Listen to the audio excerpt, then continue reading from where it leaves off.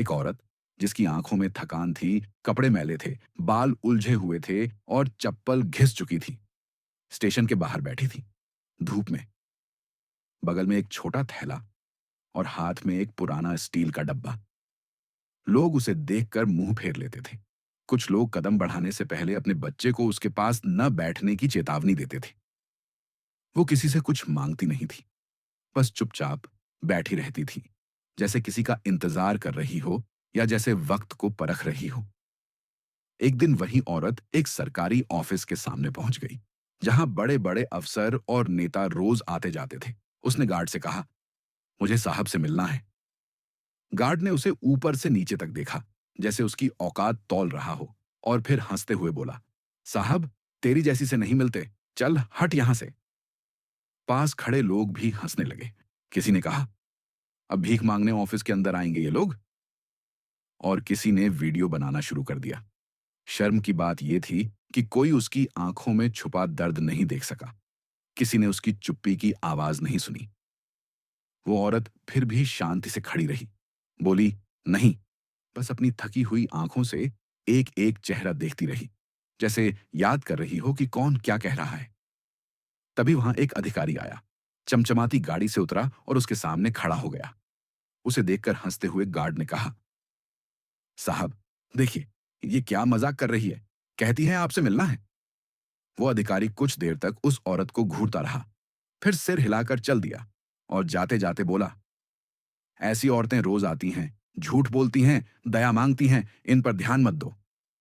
उस औरत की आंखों में नमी आ गई, लेकिन चेहरा अभी भी शांत था, जैसे कोई तूफान अंदर छुपा हो, लेकिन बाहर बस हवा चल रही हो।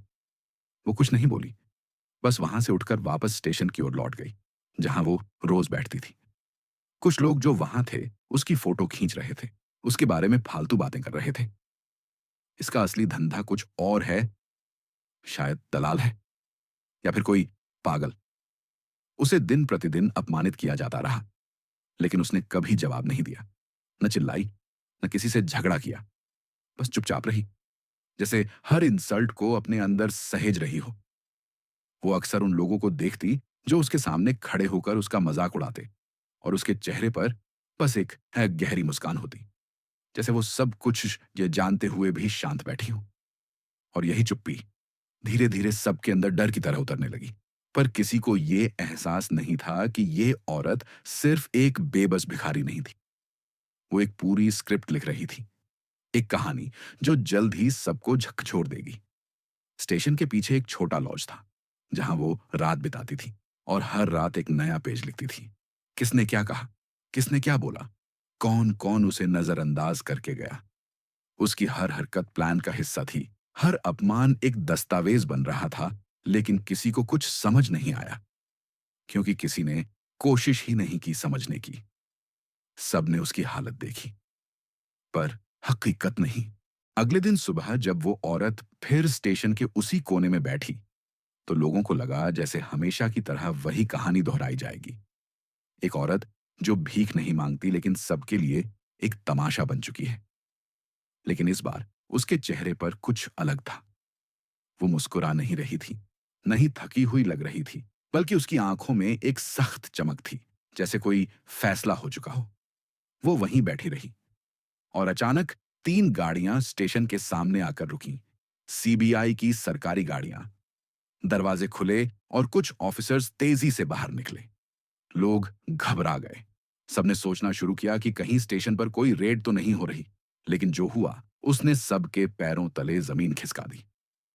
उन्हीं गाड़ियों में से एक सीनियर अधिकारी ने उस औरत के पास आकर सिर झुकाया और बोला, मैडम, सारी तैयारियां हो चुकी हैं। वो औरत उठी, अपनी चप्पल सीधी की और बिना कोई हड़बड़ी किए सीधी उस ऑफिस की ओर बढ़ गई जहां कल उसे अपमानित किया गया था। गार्ड जो कल उसे धक्के दे रहा था, आज उसकी आंखों में डर था। उसने फौरन सलाम ठोका, लेकिन वो कुछ नहीं बोली, बस आगे बढ़ गई। पूरा स्टाफ एक लाइन में खड़ा था।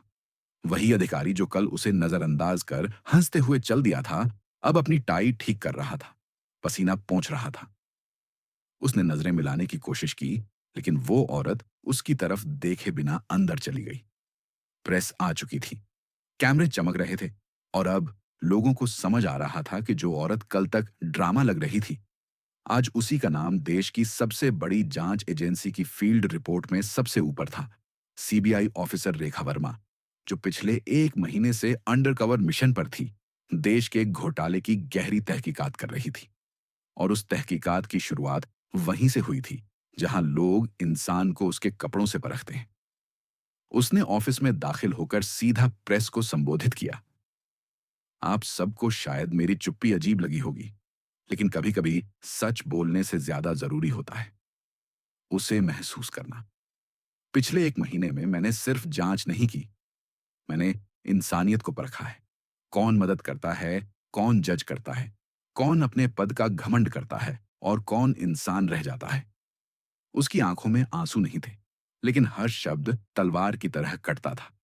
जिन लोगों ने उसे भिखारी समझा था, आज उनकी पहचानें कैमरे के सामने आ गई थीं। और कोई मुंह छुपा रहा था, कोई अफसोस कर रहा था। लेकिन सबसे बड़ी सजा यही थी कि उन्होंने जिसे कमजोर समझा था, वही उनके सामने खड़ी थी, पूरे आत्मविश्वास और सम्मान के साथ। उसने हर दिन का रिकॉर्ड, हर अपमान की क्लिप, हर व्यक्ति की तस्वीर रिकॉर्ड में दी थी। सीबीआई ने अपनी रिपोर्ट में लिखा, ऑपरेशन दृष्टि, एक ऐसी जांच जिसने सिर्फ भ्रष्टाचार ही नहीं, समाज की सोच को भी उजागर किया। स्टेशन पर बैठने वाली वो औरत अब हर अखबार की हेडलाइन थी, और उसके नाम के आगे सिर्फ मैडम नहीं था, था इंसानियत की जांच अधिकारी। वो गार्ड, वो अधिकारी, वो आम लोग। अब सब खामोश थे, लेकिन इस बार उस खामोशी में डर नहीं, शर्म थी। और रेखा वर्मा, सीबीआई की वो साइलेंट अफसर, एक आखिरी बार उसी स्टेशन के कोने में जाकर बैठी और मुस्कुराकर बोली, अब सब दिख गया, चलिए अगला मिशन शुरू करें।